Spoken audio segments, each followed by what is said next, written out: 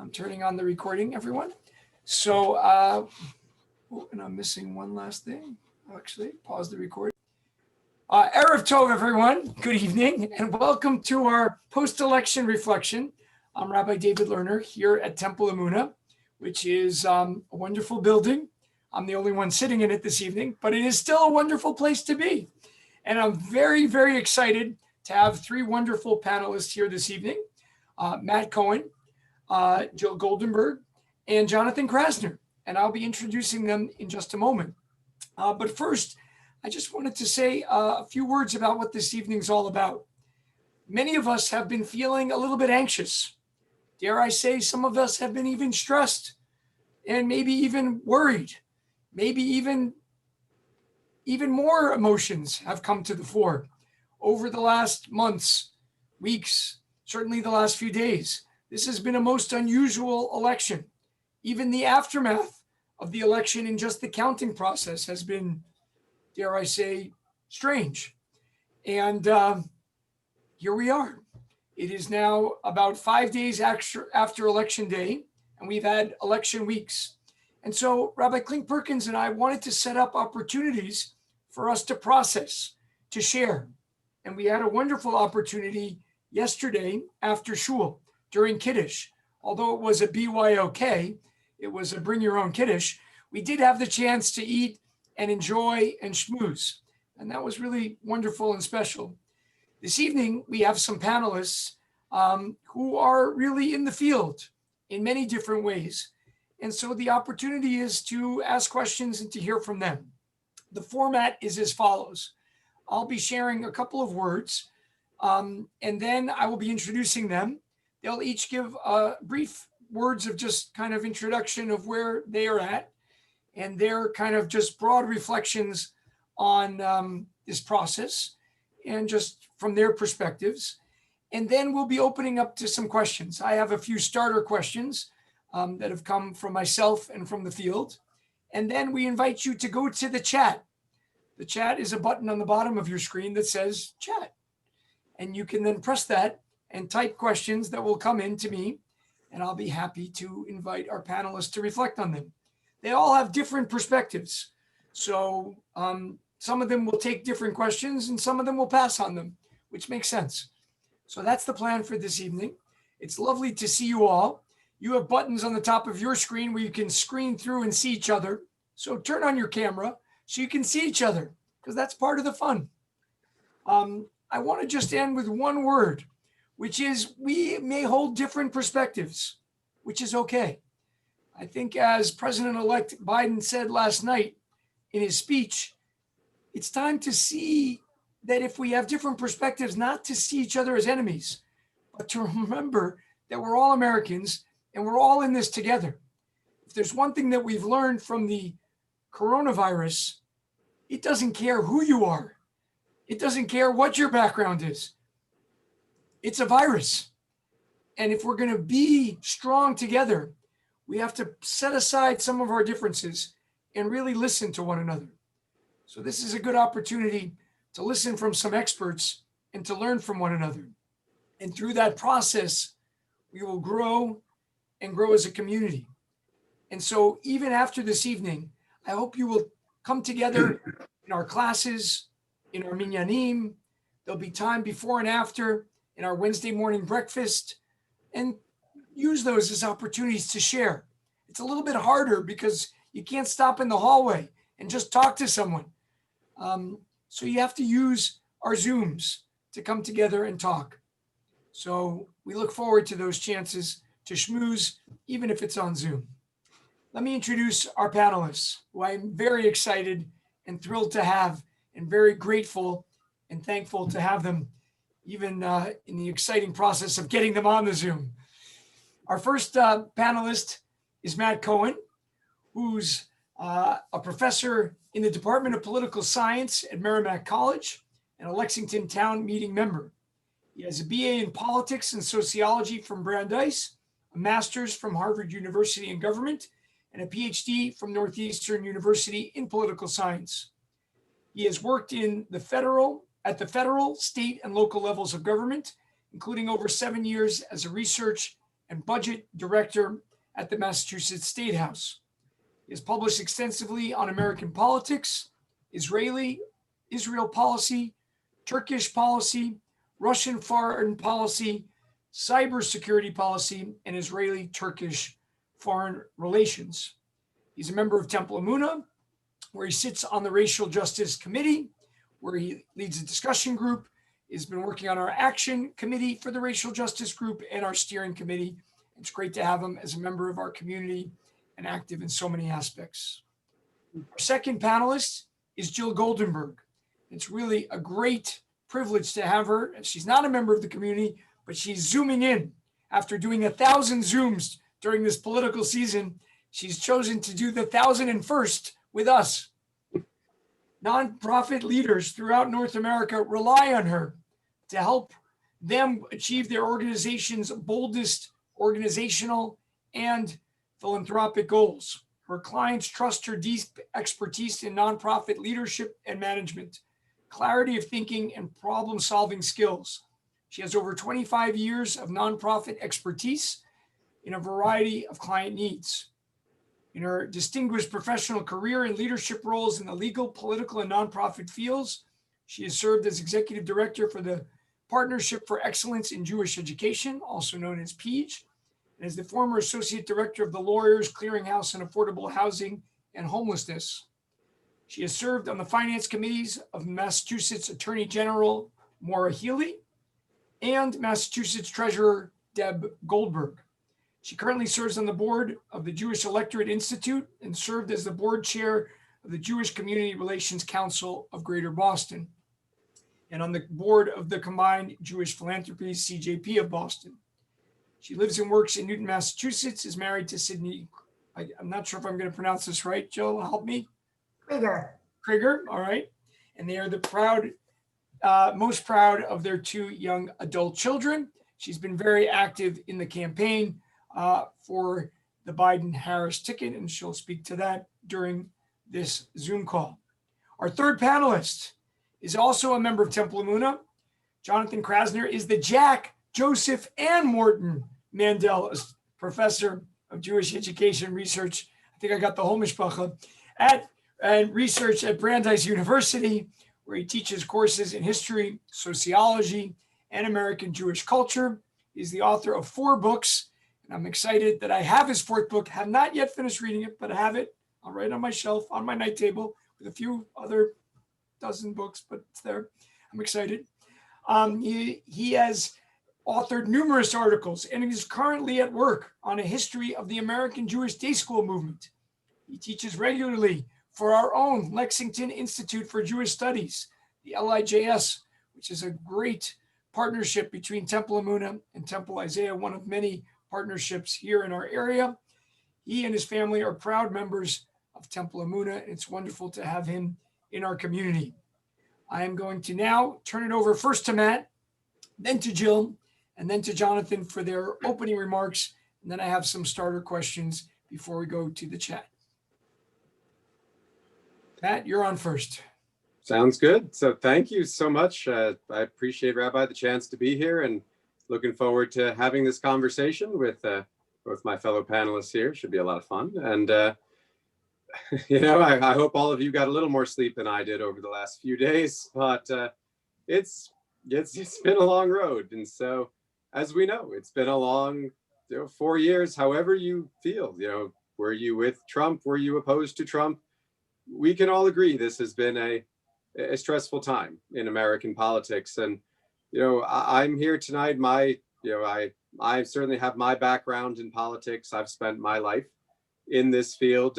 Even as a kid growing up, this is all I ever wanted to do, was work in politics. I was always one of those kids who I just always knew that. But, it's my job here my sort of goal here is just to sort of answer people's questions and talk them through. We've got a fascinating result in which, honestly, in the end, both people who are Democrats and Republicans can feel pretty good about how this election ended for them. So, presidential level, obviously Democrats can be happier.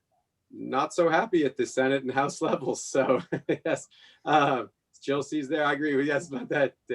happy at that level, but not so much at others. So it's an interesting sort of discussion of how we got here and sort of how we arrived at this sort of split moment. And it shows a divided country, and how we move on from there will be very interesting to see. So yeah. Thank you so much, Matt. And we'll turn it over to Jill. Last week, I spoke with a voter who was so excited to vote that he drove 2.5 hours each way from where he was working to his home. A friend of mine from Newton drove her daughter 6 hours from here to Pennsylvania, where her daughter was registered to vote at her college, and she had come home. And sadly, about 2 weeks ago, a very dear friend of mine in Pennsylvania, in Erie, from my years at University of Michigan, where I'm a huge Michigan fan, so say go blue, it has double meaning. So when I talked to her, I texted with her a couple weeks ago. She was in hospice, and she told me how important it was for her to vote. And she said the reason it mattered to her so much is because she wanted to leave her children and her grandchild a world that was going to respect each and every person. And when I think of Jewish values, I think of dignity and respect for each soul. Each person is made B'Tselem Elohim, in the image of God.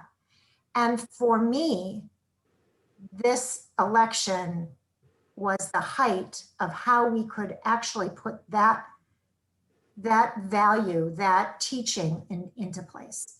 So thank you so much for inviting me into your community. I feel very honored, especially with the other panelists being members of your congregation. I'm a member of Temple Beth Elohim in Wellesley, and have had the experience of the last 6 months putting much of my business on hold and serving on the national leadership team of Jewish Women for Joe, where I have had the honor of organizing and mobilizing 4,000 Jewish women and those who love us around the country to create 50 phone banks where we initially thought, okay, maybe we could reach 100,000 voters, but in fact, we reached more than the very Jewish number, and I'm a total data geek, so I did these numbers multiple times, the very Jewish number of 360,000 voters. Woo, that's a Jewish number. That's a really good Jewish number. So when I tell you that the enthusiasm and the passion that Jewish community has around electing Joe and Kamala, I come from a place of understanding where we've been for the last 6 months. And I always tell my clients that the pain of change has to be less than the pain of the status quo for change to actually happen. So I'll say that again, because it's often the pain of change has to be less than the pain of the status quo. Because change is hard, and making change is really, really challenging in a country where we've got, as Matt said, and I couldn't agree more, a huge divide. We have cultural divides, and the notion of fear and what we are each afraid of is really different. And how we respond to fear is also very different. I leave, as I said a little bit earlier, I leave to the political scientists on the panel the trends, and I don't feel qualified to talk about that at all. What I do feel might be valuable to share with you all is the energy and the enthusiasm and the intensity of the passion of the people that I got a chance to work with who really know Joe Biden. And I will say, and I'm going to turn it over to Jonathan in a second, I will say that sleep is a really good indicator of stress. And I think I slept 8.5 hours last night for the first time in about 4 years. So I will simply say that the passion and the intensity that I've seen and that is so contagious around the country in the Jewish community has allowed me to get a little bit more sleep with the result that we had yesterday. Thank you so much, Jill. Thank you for being here. Let's turn it over to Jonathan, who's going to share a little bit more perspectives as a historian as well. Yeah, so thank you very much, David, and thanks, Jill and Matt. And I also very much look forward to this conversation. And I also apologize for the difficulty that I had getting on. It was the first time. I mean, I use Zoom all the time for work, so it was the first time things just weren't working. I don't know if anyone's ever had that experience before, and you only know, you realize when things don't work how little you actually really know about the technology. You're only like one step ahead, so that if something actually goes wrong, suddenly you're like, oh my God. But thank goodness, a little reboot of a computer, and I was able to be here. So thank you for that idea, David. That was a good idea, Rabbi. That's all I know about computers. That's all I know. Or you can unplug them. That's it. That's all I know. So yeah, so I come here with a few different hats on. I come here with the hat of a parent. We have a child in our home, our eldest, Ariel, who is a first-time voter. And I know that there are probably some others on this call who also have first-time voters in their home, whether it's children or whether other members of the family or themselves. And so that was very exciting to see. And certainly we all went to the polls together. Originally, we were gonna do absentee ballots, and then we decided, you know what, we're gonna vote early together as a family, because we just wanted to say Shechianu in a way for this first time that Ariel was casting a ballot and doing a civic duty and a secular mitzvah, I guess you could say.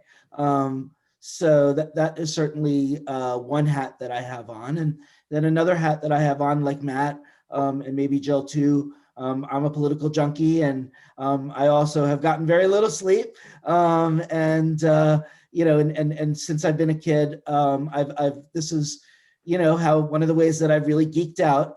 And so this has definitely been like candy, I suppose, but maybe we've OD'd a little bit on the candy, and the sugar high is kind of, I don't know, like gotten us in weird places at this point. So so that's another hat. And then as Rabbi Lerner said, the other hat that I have on is the hat of a historian, and a historian who's had the good fortune to teach both undergraduates at Brandeis as well as Hornstein students who are about to enter into the Jewish communal service field, and who are looking at these elections through the lens of somebody who may end up either in Federation world or in Jewish education, or doing some other work for the Jewish community, and sort of trying to interpret those and these elections with those eyes on.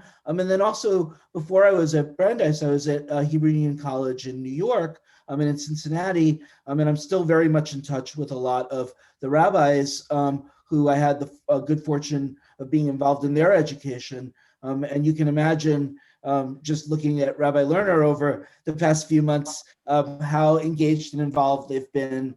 And as things have, especially with COVID on top of everything else, it's really been quite a ride. And it's been heartening for me to see so many of my students, whether it's undergraduates or graduate students or rabbinical students, who've become involved in the political process. So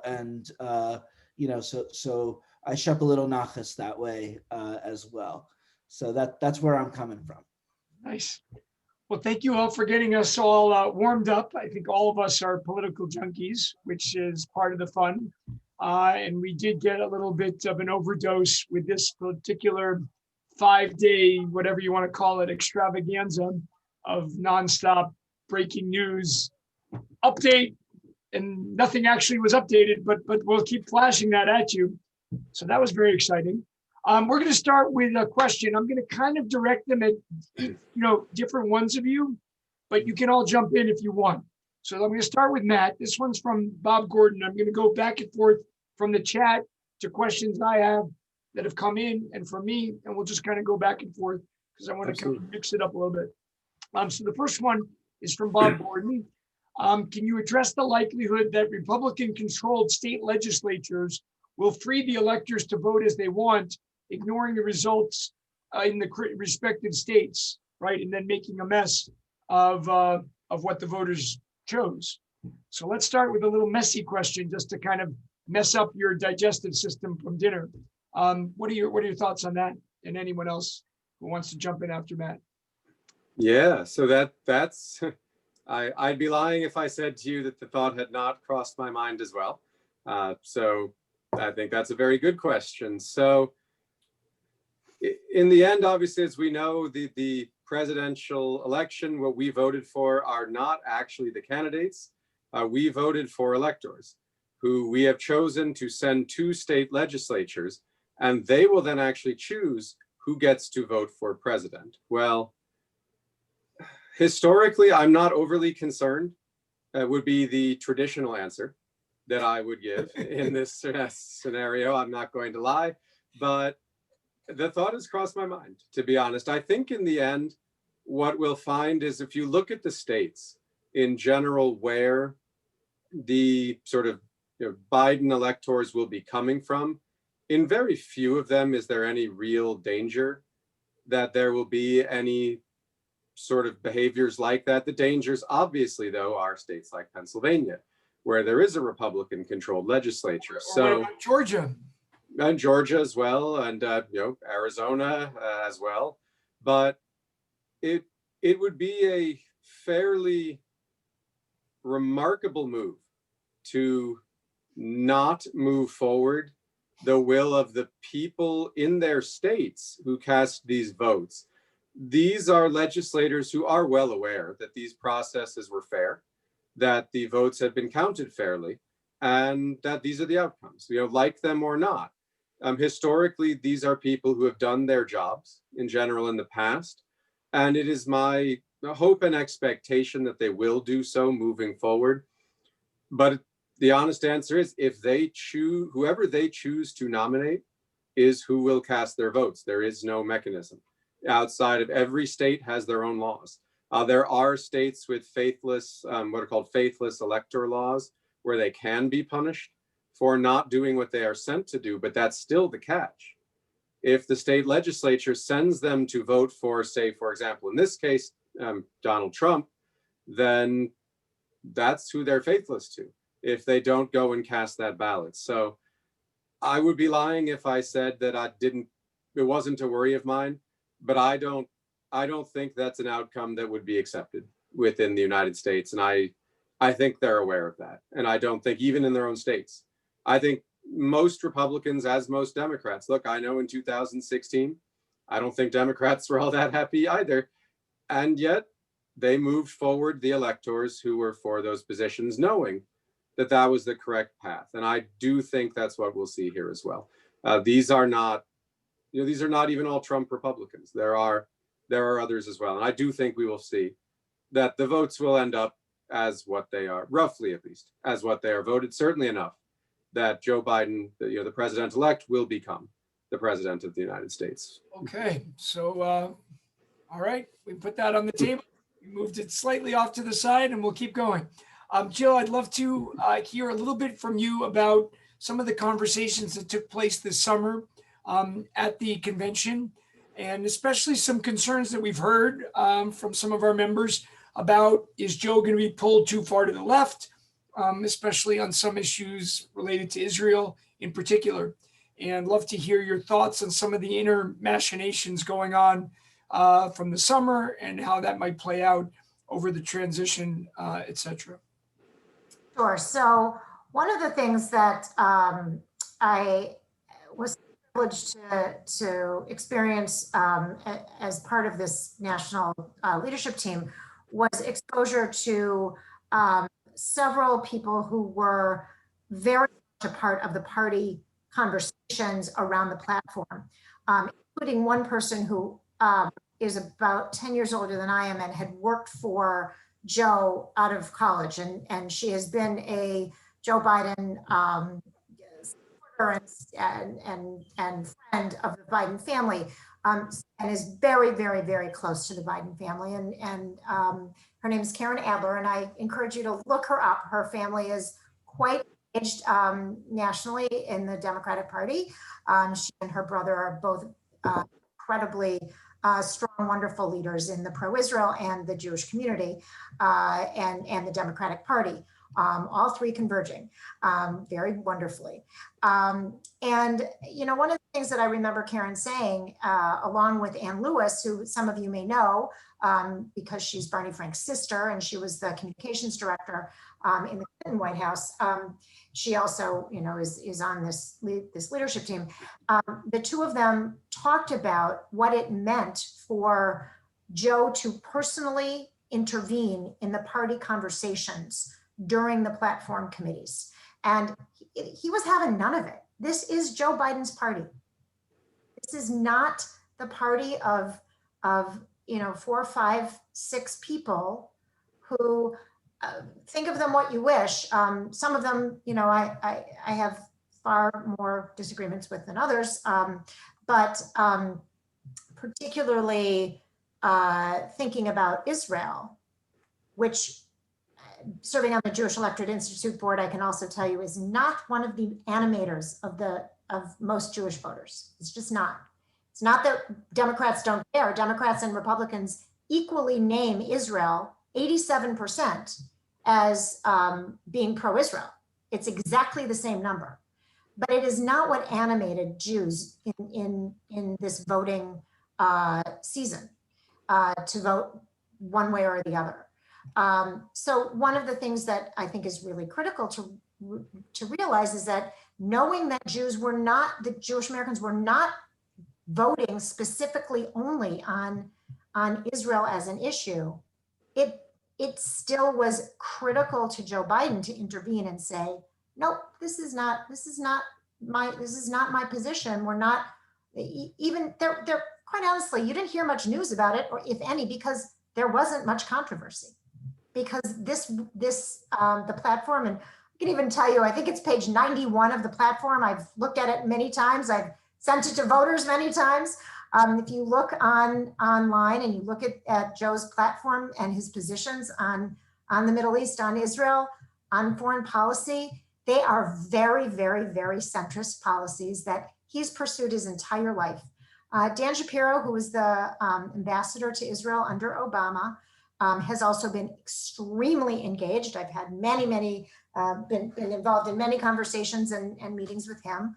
And I feel as an extremely strong pro-Israel advocate my entire life, completely, without reservation, completely comfortable knowing that Joe Biden will protect Israel, period.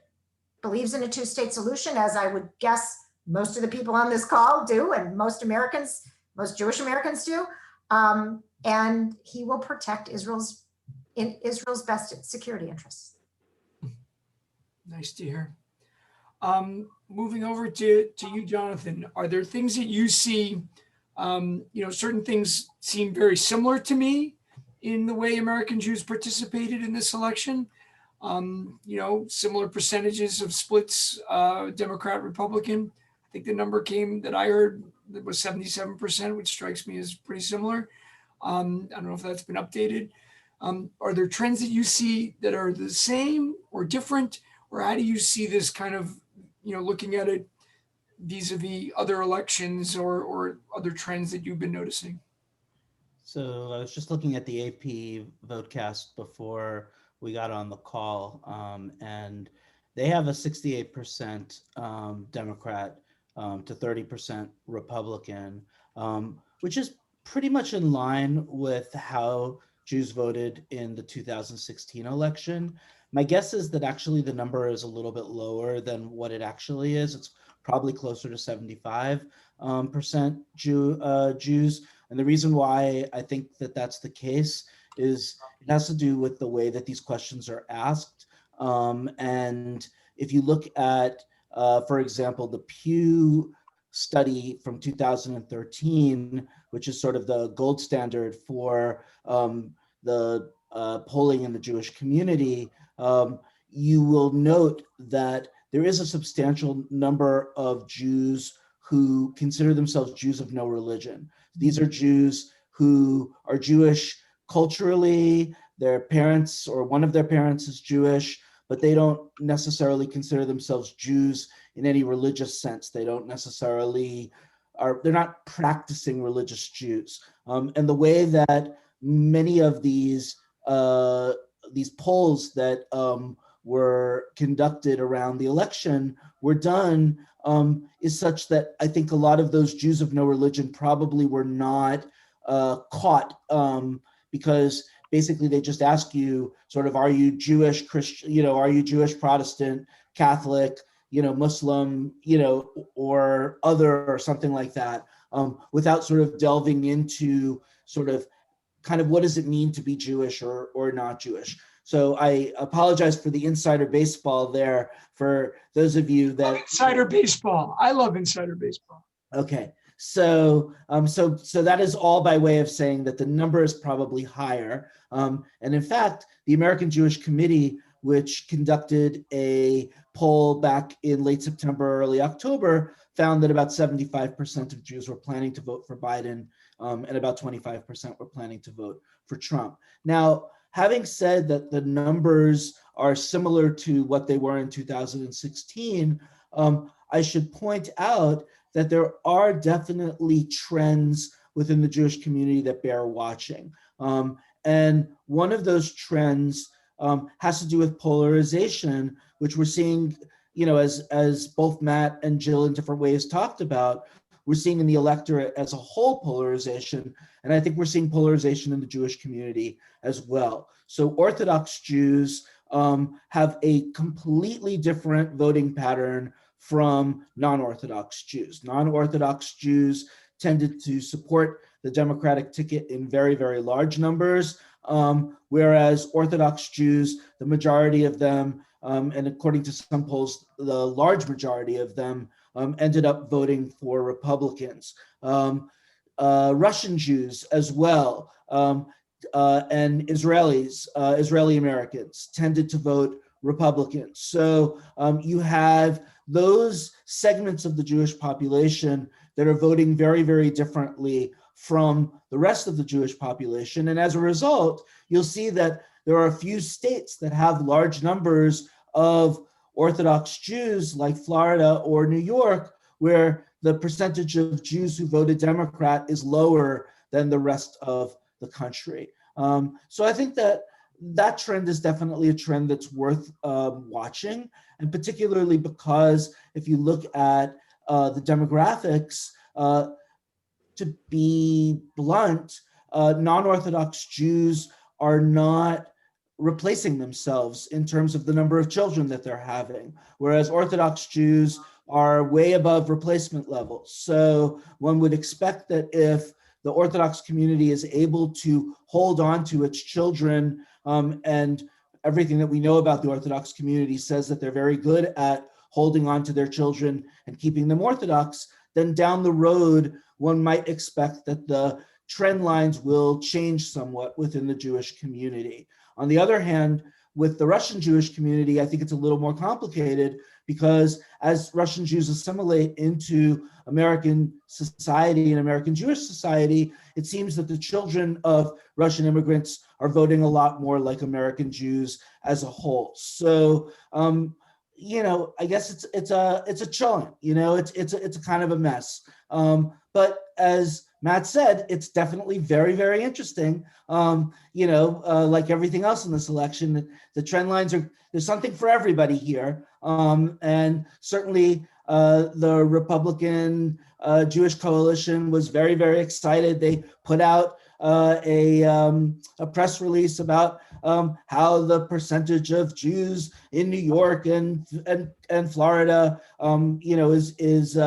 is trending Republican, and actually it had real life consequences, because if you take a look at Dade if you look at Miami-Dade, the percentage of people who voted Democrat was much lower there. And the national media is talking a lot about the Cuban community, and that's certainly a large part of it. But the Orthodox Jewish community is also playing somewhat of a role there too. So, so that's definitely something that I would keep my eyes on.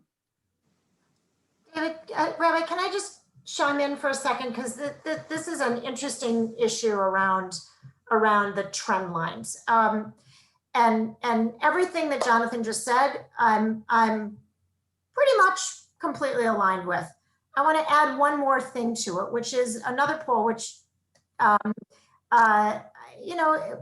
all have our favorites. The GBAO poll that J Street just released has some pretty different numbers than what the RJC released. Shocker. So I think that, if you look at that 77% number and 77-21, 77% of Jews voted for Joe Biden and 21 voted for Trump. You can see where this challenge comes in around understanding the Jewish electorate. And I will simply say that as a member of the board of the Jewish Electorate Institute, we are grappling with all of this multiple kind of data and trying to understand it too. So I think it's just, I don't want to say it's too early to make any comments, because obviously we're all making comments, but I do want to caution us to, not make pronouncements that have consequences around Jewish communal institutions taking action, or the party taking action.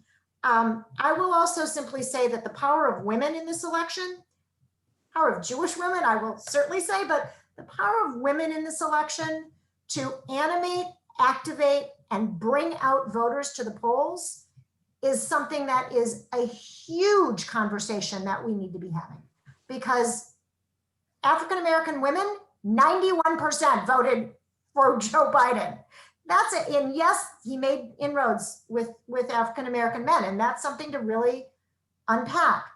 But if you look at what African-American women and Stacey Abrams did in Georgia and in Milwaukee, the organizers in Wisconsin give her huge credit in Milwaukee as well, and in Philadelphia. We need to really look at what are the lessons we can take around organizing and activism. Yeah, and I would just add to what Jill's saying, because we are actually in agreement here, that while we know top line numbers, or we think we know top line numbers, depending on the survey that you look at, when it comes to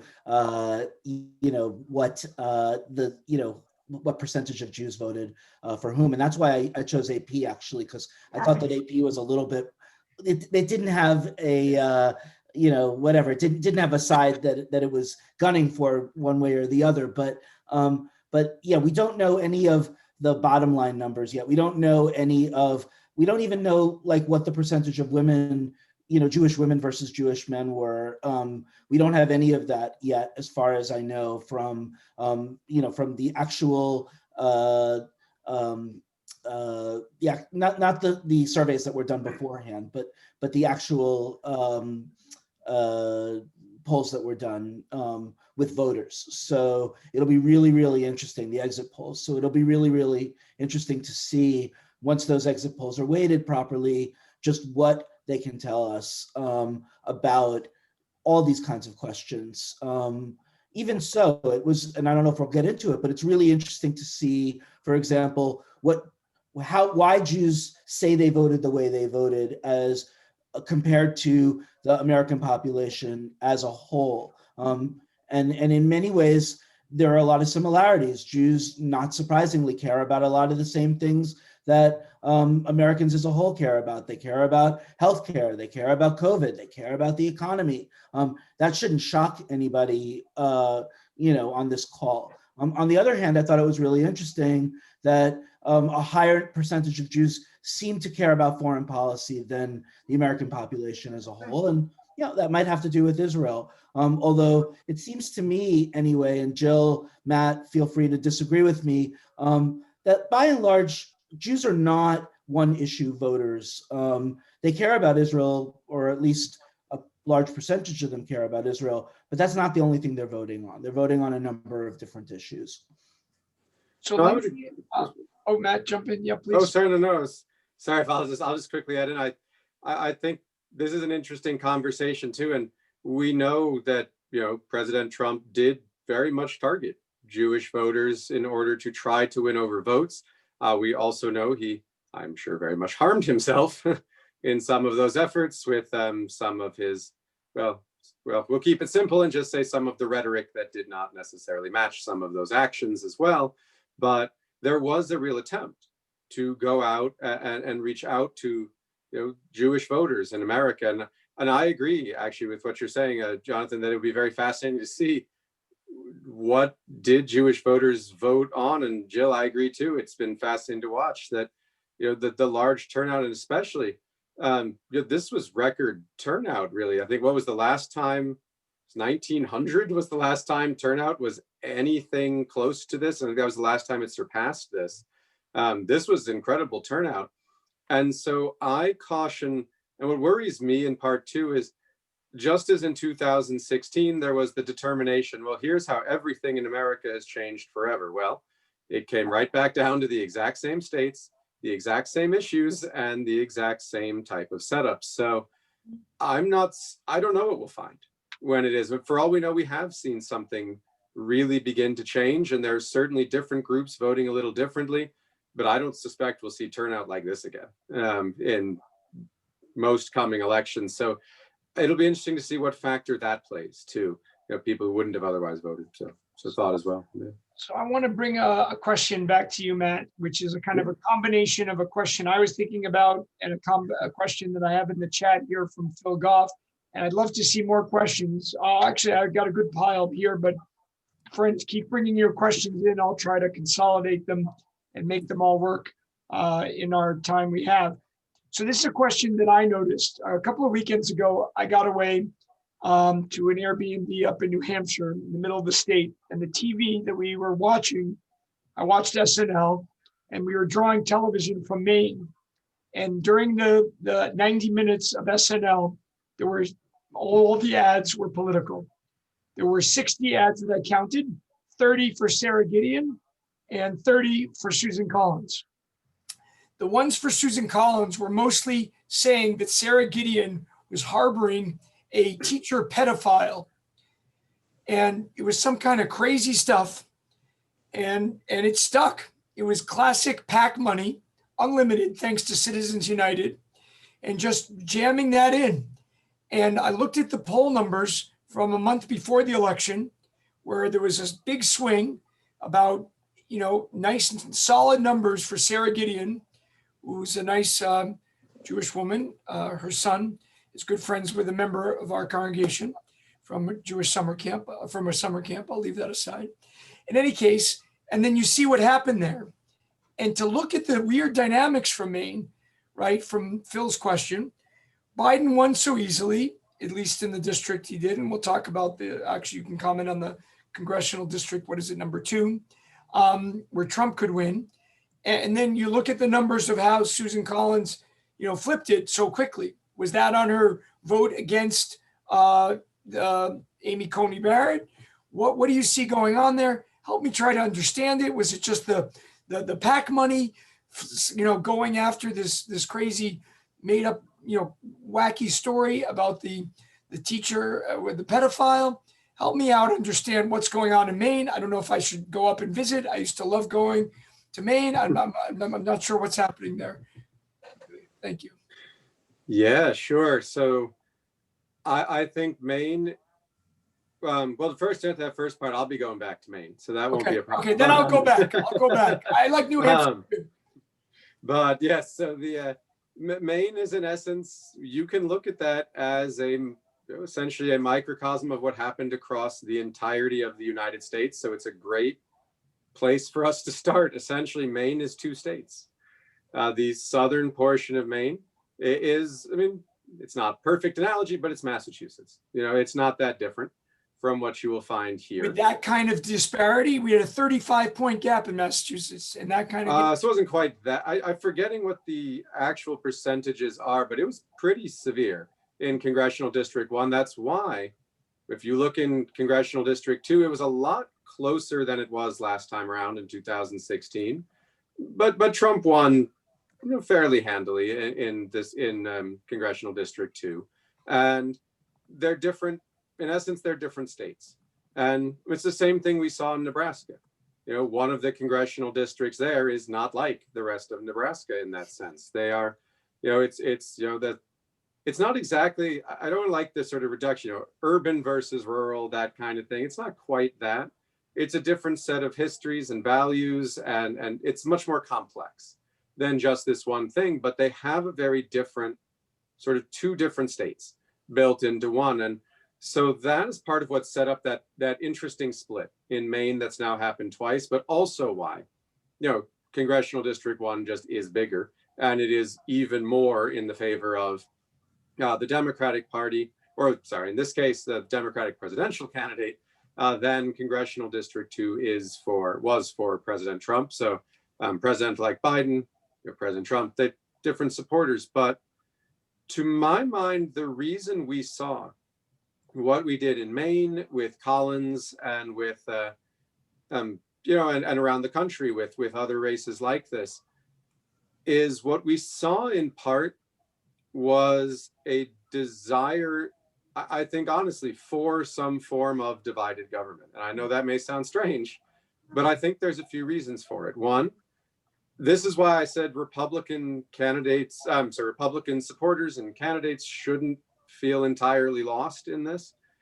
They won at the House levels, they won at the Senate levels in ways nobody predicted. And partially we didn't predict it because, look, the polls were just wrong, again, the way they were. And now, in fairness, when I say that, there's margin of error, everything like that, but we're not polling correctly.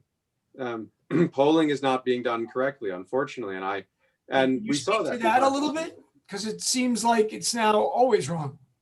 Well, it did all right actually in 2018, did pretty well there. I think the problem for pollsters in essence was President Trump. I do think many people, this is something I do teach about, people will not admit to things that they don't think you'll approve of. And so if they think that you will look down on them for voting for President Trump, they won't say it. So we saw that 19% of people who were voting for Trump when asked the poll didn't admit it, where only 8% of Biden responding to poll wouldn't admit it. So that's a huge split and a huge gap, which explains some of the polls being off by that. Yeah, so I think that's a big part. And I think as well, I think this was more, to be clear, I think this was a repudiation more of Trump than it was of the Republican sort of policies in a sense. So, and I think, while Democrats should be absolutely thrilled with the outcome of this election, the number one target was I was going to say, kind of careful with the words there. I don't suppose anything sort of nasty, but the careful point was Democrats won the race that was most wanted more than anything else. It was to defeat Donald Trump. Republicans, I think, understood that he likely was not going to win. And so they focused more on some of these other races, whereas Democrats, I think it was do or die, in essence. It was the vision of it. And so Republicans were able, in essence, to expand elsewhere. There were a lot of Democrats that I spoke to that knew the Senate was huge, and they were very focused on Iowa, North Carolina, South Carolina, absolutely, and Maine. And they knew that was very much at play, and they were very, very disappointed. Oh no, absolutely. Democrats should be disappointed with what happened in the Senate. That is a big setback. I'd note an interesting thing there, and just a different way to think about it, perhaps. If the goal of this cycle is to reunify and heal the country, it might not be such a disaster that at least for 2 years, there is a divided government where there might have to be. And one of the reasons that I think that, now President-elect Biden won the election is he does know how to work with Republicans. This is not new for him. So I think that also in its own strange way may have helped people split that vote in a sense. But Collins has always been much more popular than, I mean, look, I'll be honest on that one. I've never quite understood that one, but she always seems to perform very well. And she did here yet again. But she was losing in those polls. Yep.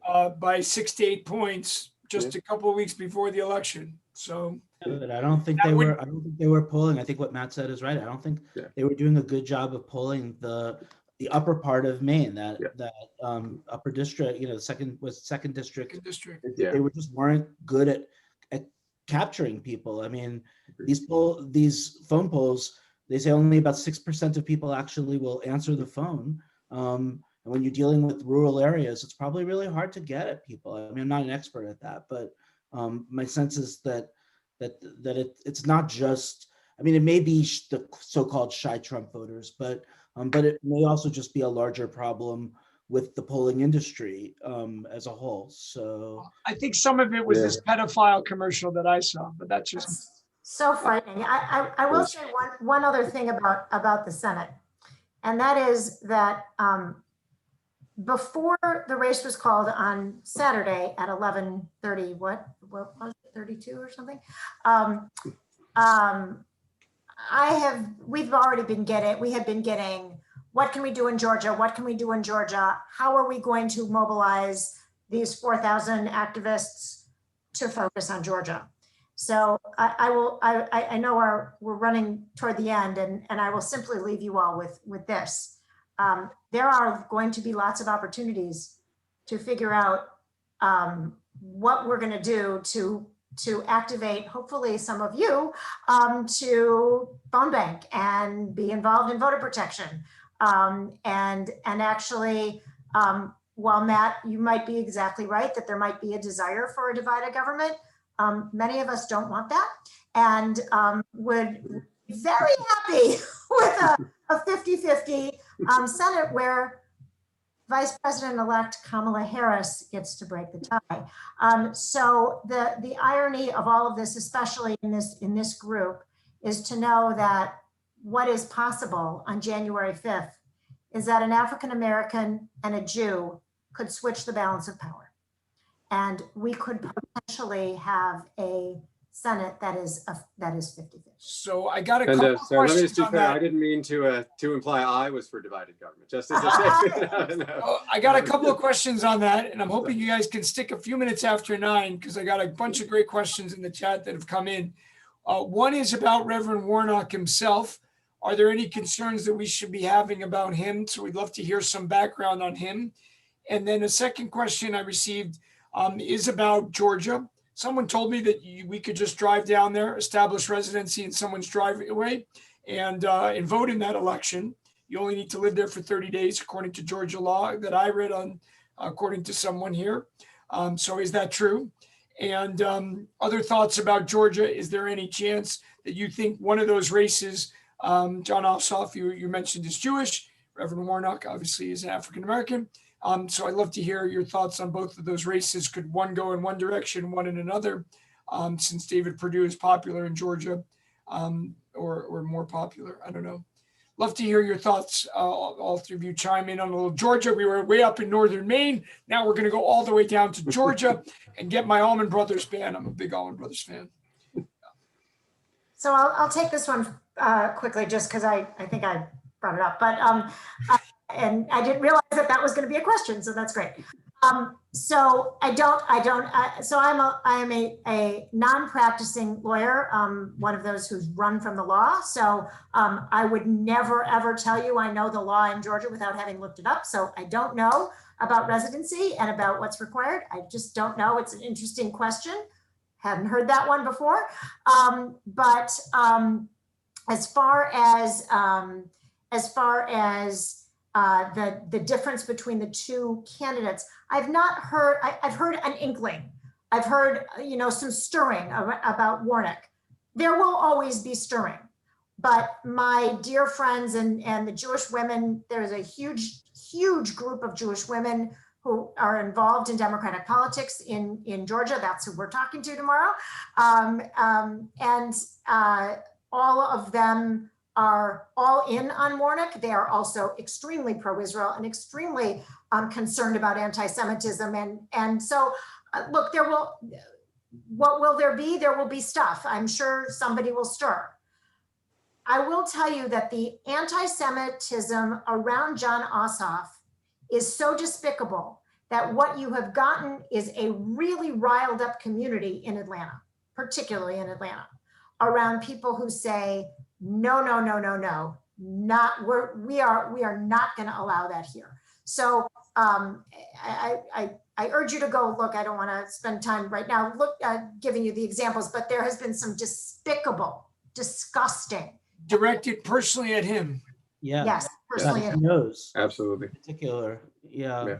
Lengthening his nose in photographs. Really? Yeah. Yeah.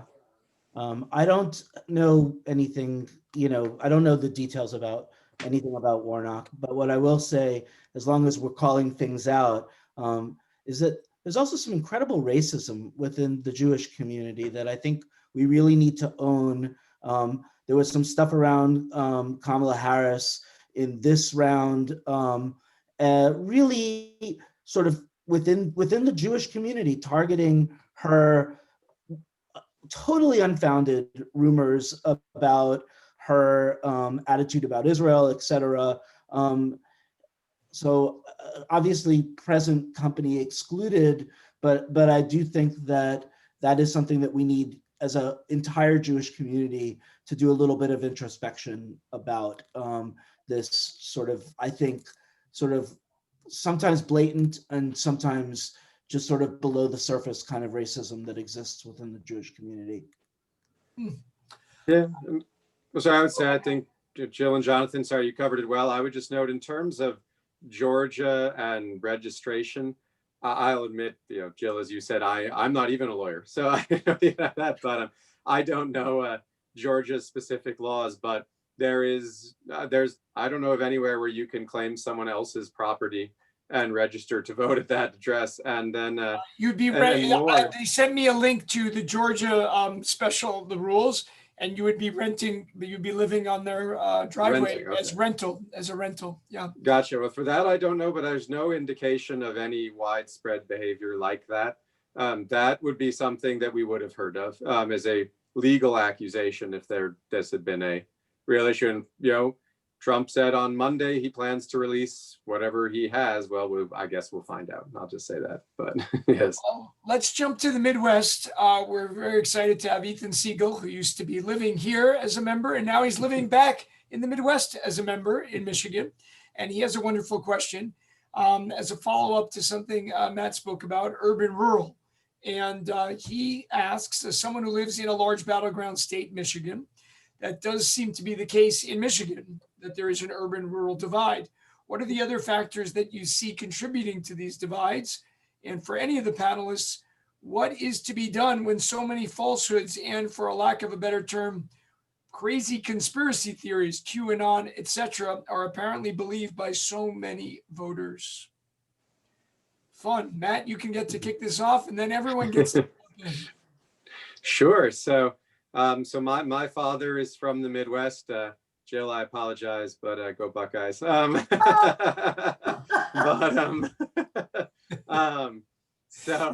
in any event, so what can we do about it? Well, first question was about what do you see as the other reasons divides beyond urban-rural? Sure. Okay, we can start there. So, urban-rural. We'll go into crazy theories. Yes. Well, I'll try to avoid those. But urban-rural is certainly a part of it. That shouldn't be misunderstood. But it isn't simply because people live in those areas. It's because the sort of needs and the values in those areas are different. So it's not. I mean, you will find people who voted for Biden, Trump in both cities and rural areas. We saw it in Pennsylvania, even as those votes kept coming in, even from the rural counties, the mail-in ballots were Democratic. So there are plenty of Democrats in those areas. And we saw, in Philadelphia, even, nearly 20% of Philadelphia still voted Republican. So it gets more to a question, I think, of what the there's so many factors. So that's where it gets hard to know where to start. So I'll try to keep it incredibly simple. But I think it comes down to, there's a bit that has to do with where you get your income and whether or not your industry is shrinking or growing. It has to do with the culture in which you were raised, and people often will stay around the areas in which they were born. So you will find that sort of tradition is handed down, and this is a long-standing issue. But I think more than anything, in a sense, it comes down to that. And it comes down to these conspiracy theories. And it comes down to even beyond those conspiracy theories. I think, and I teach at a much more conservative school. I've spoken with plenty of people. They came to my class on Tuesday decked out in Trump gear. I already knew who they were supporting anyway, but they made it crystal clear. And someone asked in the class, well, why would you support him? And before they could answer, I said, before this descends, let me tell you, it's fear. Fear is the number one thing that drives these different votes. And because if you have these different, if you come from an industry that's growing, you aren't, your fear is different than one that's shrinking. If you grew up listening to, Fox versus MSNBC, your fear will be very different. The fear of a rising fascism and destruction of democracy on the left, and a fear of a rising, there's a misunderstanding that socialism and communism aren't the same thing, but, and by the way, that Joe Biden is not a socialist. But it was a fear. And the fear was less even about Joe Biden, because I had numerous of my Trump students say, look, actually, we like Joe Biden. He's a good guy, but he's going to empower these radical, leftist Democrats who will defund our police and institute socialism and the destruction of democracy. Again, wrong understanding of it. But look, each side had its reasons to fear. And I think in the end, the reason you get these, QAnon is, where to even start with that one? But people believe it. We know they believe it, and they believe it because they have to. They're afraid, and they can't see through it. And so, and we've seen there's some weird left-wing stuff out there too. So it's not that anyone is immune. It's much more from the right now, but it occurs. And I think that to me is the biggest driver of what you see there. And it comes down to, why do we see in the, these areas, this rural urban divide? Well, that it does matter, but I think it's not because of that. It's because of these other factors more to me. And there's others as well, but those are the biggest ones in my mind. Jill, Jonathan, you want to jump in on this stuff? So, I think that, I as I said earlier, I'm not a political scientist. I'm just a political I think that the issues of fear, though, are very real. As I said in my intro, I see the connection between what messaging resonates with which audiences, and I do think that there's an incredible. We actually haven't talked about one aspect of this yet, and I think it's quite relevant, and that is, who has my back is going to protect me from whatever fear is in my head. I'm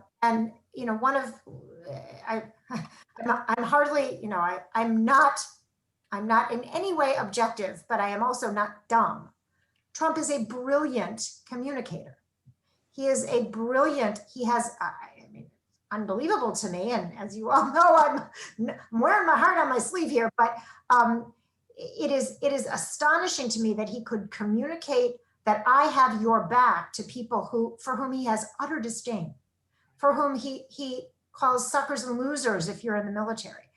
Those are the kinds of things that, although he lost a fair share of the military vote this year, which is going to be something I hope you guys study, because I think that's going to be an interesting trend. But I do think that there's this, and by the way, Ethan, I don't know where you are in Michigan, but I did so many. we have a huge Jewish Women for Joe group in Michigan. They're amazing, and we did many phone banks in Michigan for obvious reasons. And I'm originally from Minnesota, by the way, so that Midwestern sensibility is very much about who's going to have my back and who is going to connect to what I need. And I think that that's what Joe did so beautifully in the Midwest in saying we are better than what this divider has taught us to be, and we can be unified if we all come together. And that is those are the values I grew up with in Minnesota too. Culture, as Matt is saying, is just really important.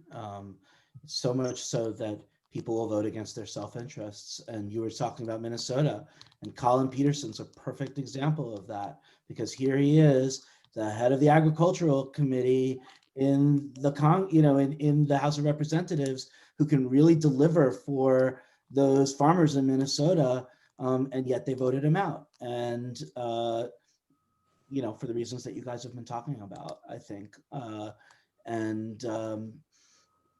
It is fascinating, sad in a way, that these cultural differences end up superseding economic self-interest or any other kind of values or anything like that. Yeah, and so I'll keep it real quick just to build on what Jill and Jonathan both said. There's a reason people run negative ads.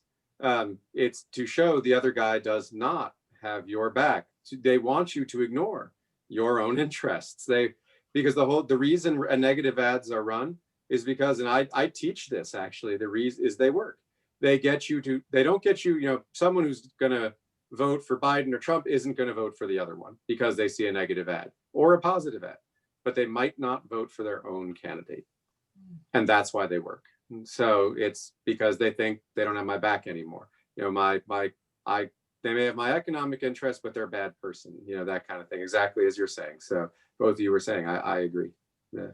And just very, very quickly to the second part of what you were saying, I don't have a pat answer, but one of the most interesting aspects of this election has been how it has forced social media to get off of the fence and to label patently false things from Trump or anyone else for that matter, but to put a label on it. And there may be a political price to pay for these social media companies, in the next Congress. But I think that we have sort of gotten beyond that sort of sense of, oh, well, it's the Wild West and we need to let them do whatever they need to do because it's a growing industry and we can't regulate it. I think that we're at a point now where even though people from the left and the right don't necessarily agree about why social media needs to be regulated, they all both agree that it needs to be regulated. So we'll have to see where that goes. So I want to close the evening with kind of this way we close our services, which is after the Torah reading, we go to the Haftarah, which is the prophetic reading, which is looking to the future. So I know it's not comfortable for our panelists to look to the future and get into their crystal ball, but it's always fun. So we like to have fun. So I want you to kind of look down the next 2 months, 3 months, and what do you see? Do we see Trump eventually growing up a little bit and conceding? Do we see him, coming to the inauguration? What do we see in terms of the Biden-Harris cabinet? What kinds of things do we see happening? If you had to kind of pick out your 3 points, because we also like threes, a nice Jewish tradition, I don't know, or it's just a neat little package. So what do you see in the crystal ball for your 3 takeaways coming up in the next few months that you'd like to share as we close this very fun evening? And thank you so much for doing this. And I don't know who wants to go first. We can go in reverse order, or we'll go in the same order if you're okay. Or if someone just wants to jump in first, you can jump in. All right, Matt, you up for 3? Sure. So Let's do it. So in terms of what Trump is going to do, I would say the only prediction I have for you is the thing that he's known best for is complete unpredictability. I have no prediction for you and what he's going to do. You sidestepped that one so gracefully. Hey, yeah, politicians, we learn how to do that. No, so, no, but no, I think that in the end, he will leave. There isn't, it's not up to him, and there will come. I was wondering if he was going to be like forcibly or like on his own accord. All right, you know. Okay. I think that he will leave of his own accord. I do not think he's going to have to be dragged out of the White House. I don't see that. That would be my prediction. I don't know that he ever issues a true concession, and I certainly don't see him inviting. No phone call. Exactly. I'm not so convinced that'll happen either, but I hope he chooses to. I think it is a critically important norm. For those not familiar, go read George H.W. Bush's letter to Bill Clinton. Beautiful letter. Beautiful letter. That's what we need, and that's what we should always get.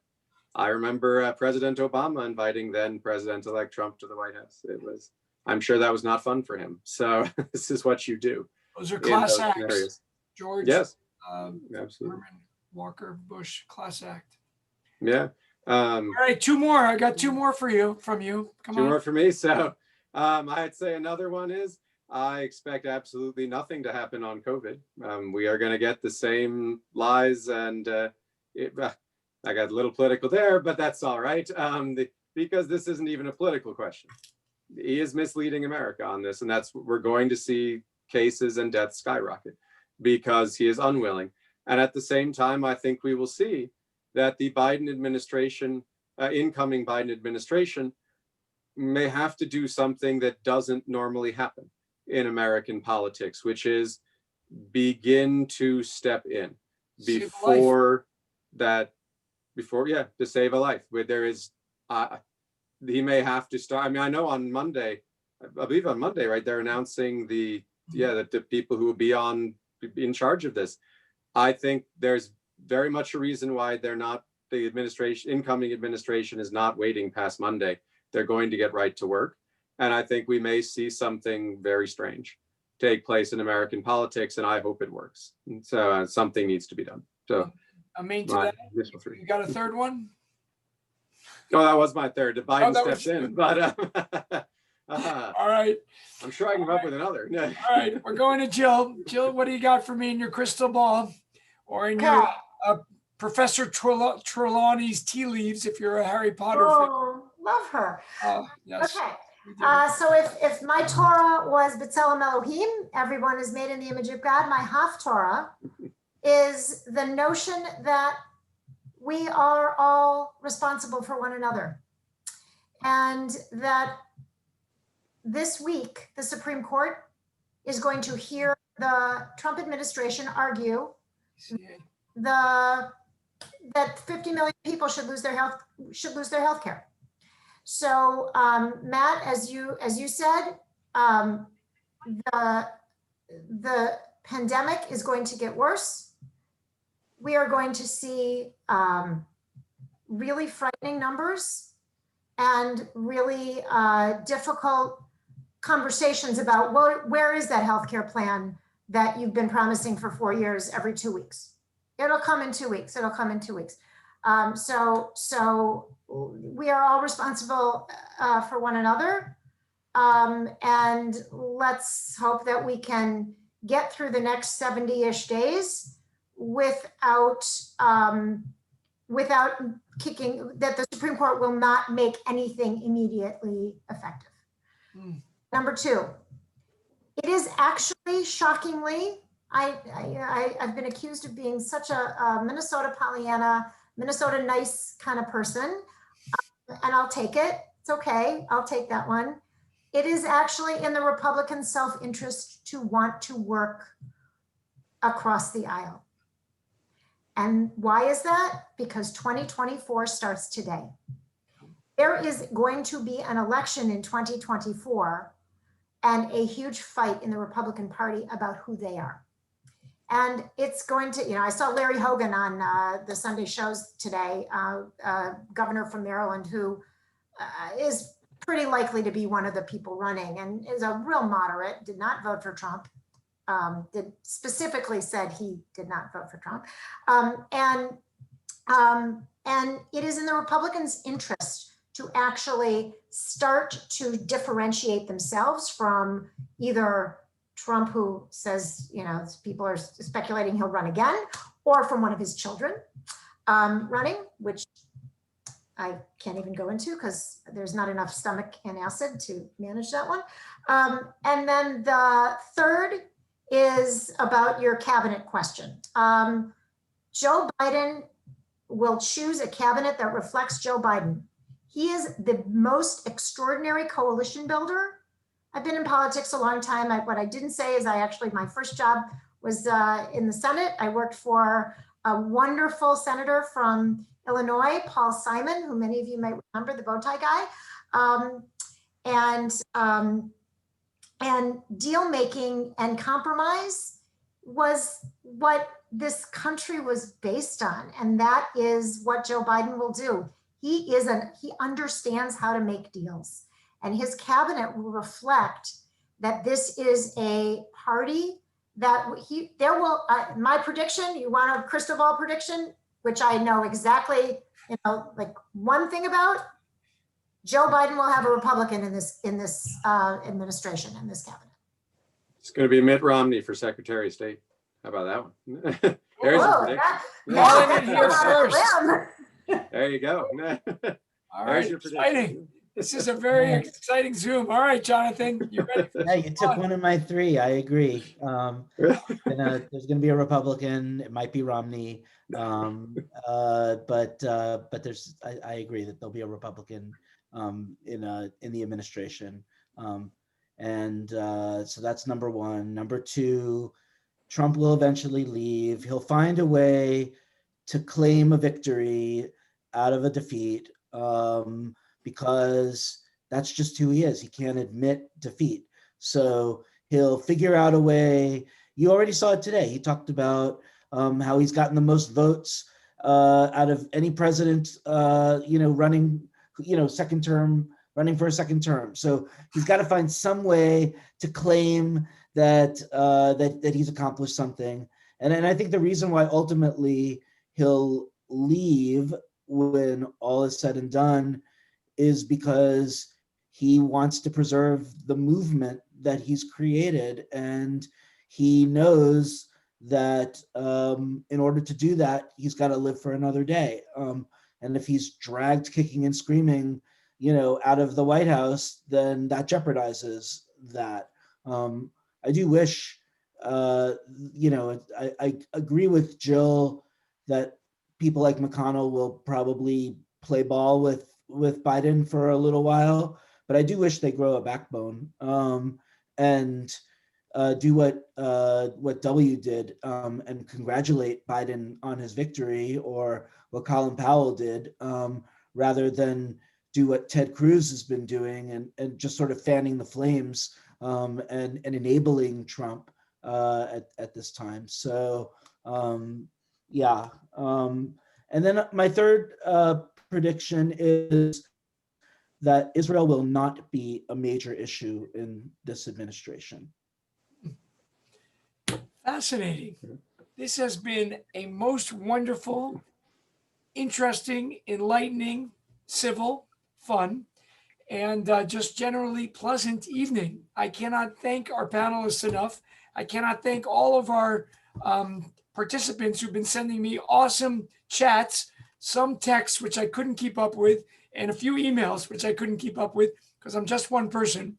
But this has been really special. Thank you all for Zooming in tonight. And again, thank you to our amazing panelists. So we can give them a little Yasher Koach love with our hands, as our custom is. And we'll continue the conversation. Hopefully people will all be, I think as Joe and Kamala modeled last night, filled with a sense of derech eretz, basic common decency, which is what we need a little bit more of in our lives and in our politics. And I think if we have that, the country is going to do well. It is a little bit scary as COVID starts to grow and rise more and more. That's a terrible thing. We all know that we could have done better. We could have been more like Australia or another country, and we didn't have to lose all these people. And that to me is just a very sad and devastating thing. So I'm optimistic about the future. That's the Jewish way. And let's hold out a lot of hope. Yesh tikva latid. There is hope for the future. And let's hold on to that. And I hope whatever our political opinions are, we can bring out a positive hope for tomorrow, that whatever our beliefs are, we can work together across the aisle, across whatever that divides us, and build a wonderful hope for ourselves, a wonderful future for our children, our grandchildren, our great-grandchildren. I see some people on the Zoom tonight, and a wonderful future. So again, great thanks to Matt, Jill, and Jonathan, and to everyone who tuned in, and Lila Tov from Temple Emunah. Thank you. Thank you.